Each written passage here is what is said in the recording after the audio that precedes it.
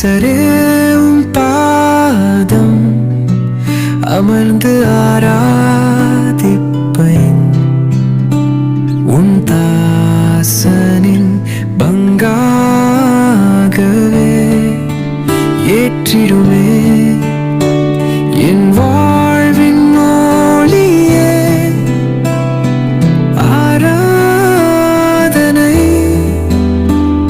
என் அன்பை என்று நினைத்து ஆராதிப்பேன். நன்மையும் கிருபையும் தொடர செய்யும்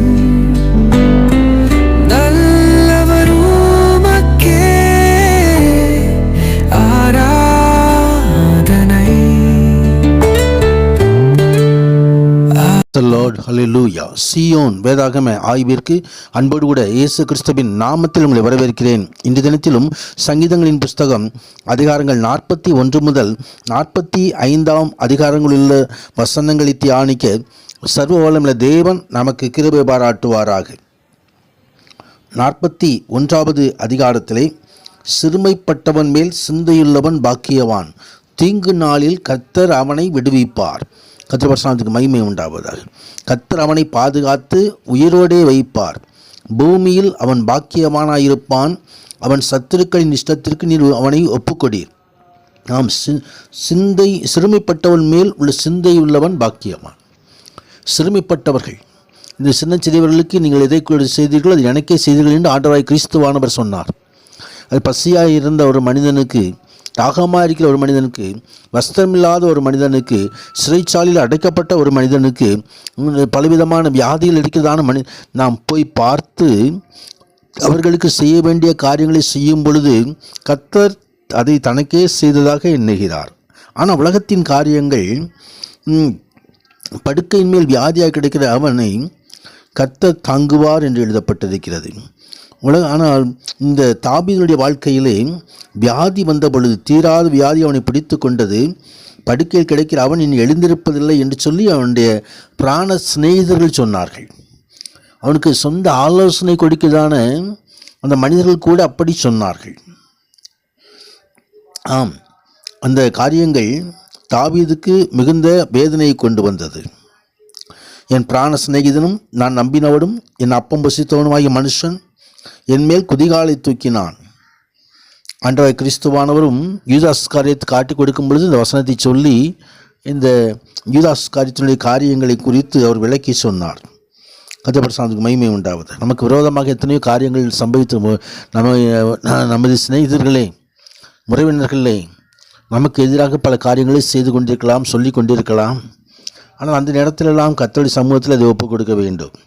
கர்த்தர் பரிசுத்தத்துக்கு மகிமை உண்டாவது. தாவீது அப்படித்தான் ஒப்பு கொடுத்தார். சொந்த ஆலோசனைக்காரனாக இருந்த அகித்தாப்பேல் தனது குமாரனாக அப்சலோமோடு சேர்ந்து கொண்டு தனது பிராணனுக்கு விளை வைத்த போது, தனது ராஜ்யத்துக்கு அந்த அகித்தாப்பேல் எதிராக செயல்பட்ட பொழுது தாவீதின் உள்ளம் அப்படியாய் நொந்து போயிற்று.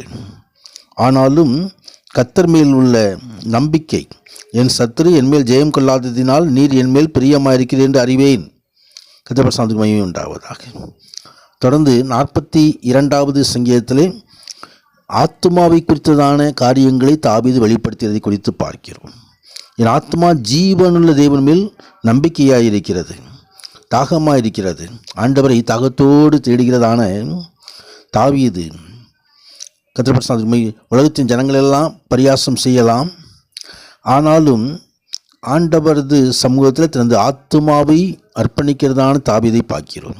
என் ஆத்துமாவை நீ ஏன் கலங்குகிறாய், ஏன் எனக்குள் தியங்குகிறாய், தேவனை நோக்கி காத்திரு, அவர் சமூகத்தை ரட்சிப்பின் நிமித்தம் நான் இன்னும் அவரை துதிப்பேன் என்று சொல்லி அங்கே கலங்கி போன ஆத்துமாவை ஆண்டவரை நோக்கி அபயமிடுகிற ஆத்துமாவாய் மாற்றுகிற தாவீதை நாம் பார்க்கிறோம். கர்த்தர் பரிசுத்தத்துக்கு மகிமை உண்டாவதாக.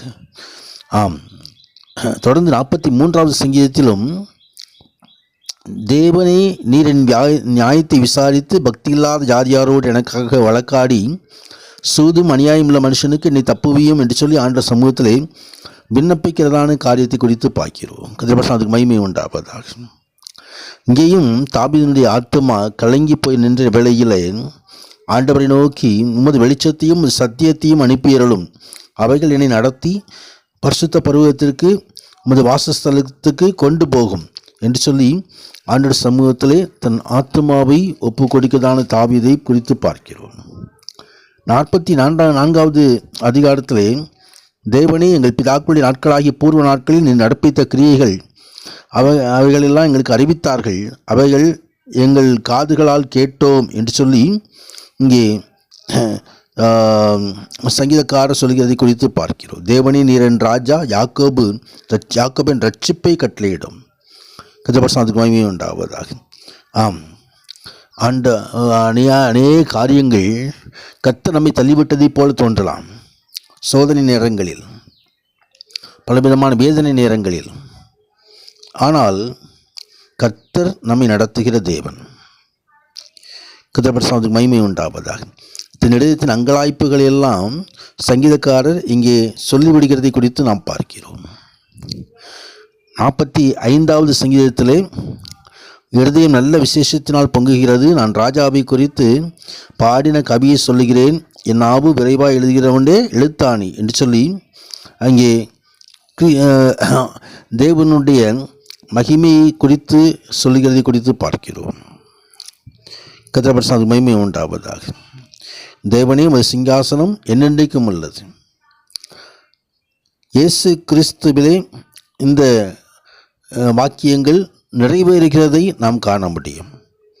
கர்த்தர் மகிமை உண்டாவதாக. கிறிஸ்துவே அவர் ராஜா பிறந்திருக்கிறவர் எங்கே, யூதர்களின் ராஜா பிறந்திருக்கிறவர் எங்கே என்று சொல்லி சாஸ்திரிகள் கேட்டார்கள். பிலாத்து, நீ யூதருடைய ராஜாவாதானா என்று சொல்லி கேட்டும்போது அவர் ஆம், ராஜாதான் என்று சொன்னார். சிலுவையிலே இவர் யூதருடைய ராஜா என்று சொல்லி அறைந்து மேல் விலாசம் எழுதி போட்டார்கள். அவர் ராஜாதான், ராஜாதி ராஜாவாக திரும்பி வருவார். அவர் கர்த்தாதி கர்த்தர். கர்த்தருக்கு மகிமை உண்டாவதாக. அதே நேரத்தில் திருச்சபை மணவாட்டியான திருச்சபையோடு அவரோடு இணைக்கப்பட போகிறது.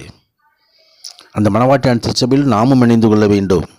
கர்த்தருக்கு மகிமை உண்டாகும். ஜெயம் கொள்ளினவனோ அவனும் என் சிங்காசனத்தில் அமரும்படியாக அருள் செய்வேன் என்று சொல்லி ஆண்டவர் வாக்குத்தத்தம் பண்ணியிருக்கிறார். ஆம், உன்னதரான தேவன் மகிமையான ஆசீர்வாதங்களின் நாட்களிலே அருளி செய்வாராக. அப்படி பரிசுத்த நாமத்திற்கே மகிமை உண்டாவதாக. ஆமீன், ஆமீன். God bless you.